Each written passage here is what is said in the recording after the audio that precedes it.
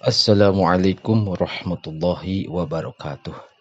Bismillahirrahmanirrahim. Qala al-muallifu rahimahullahu ta'ala wa nafa'ana bi ulumihi fid dharaini amin ya Allah ya rabbal alamin.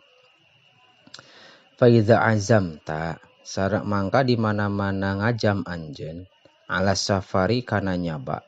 Pasholli mangka kudu salat anjeun al istikharata kana salat istikharah awalan dina mimitina. Wasta'zin sareng minta izin anjeun walidaika kadua kolot anjeun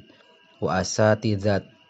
asatizatika sareng ka pirang-pirang guru anjeun. Faidang syaraha di mana-mana jembar naon sodruka hate anjeun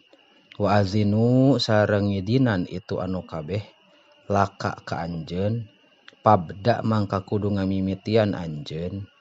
biradil mazalimi ku kana mulangkeun kadoliman ila ahliha ka ahlina ieu mazalim ka anta khuza saperti yen nyokot anjeun syai'an kana hiji perkara bila idni sahibihi kalawan teu aya izin anu ngabogaan syai' patarji'uhu mangka kudu mulangkeun anjeun kana syai' ilaihi ka itu sahib wa biradil wada'i sareng mulangkeun pirang-pirang titipan wal awari sareng pirang-pirang injeuman aidon deui wa qada'id duyuni sareng mayar pirang-pirang hutang wa i'dadin nafaqati sareng ngitung-ngitung nafaqah liman pikeun jalma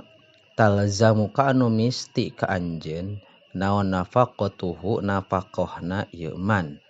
wal wasiyati sareng wasiat bima kana perkara tahtaju anu mikabutuh anjeun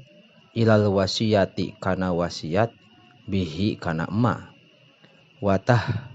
atizadil halali sareng nyiapkeun bekal anu halal at-thayyibi anu alus wastaghfir sareng kudu menta panghampura anjeun rabbaka ka pangeran anjeun min jami'il ma'asi tina sakabeh pirang-pirang maksiat wazunubi sareng pirang-pirang dosa watlub sareng kudu menta anjeun minhu ti Gusti Rabb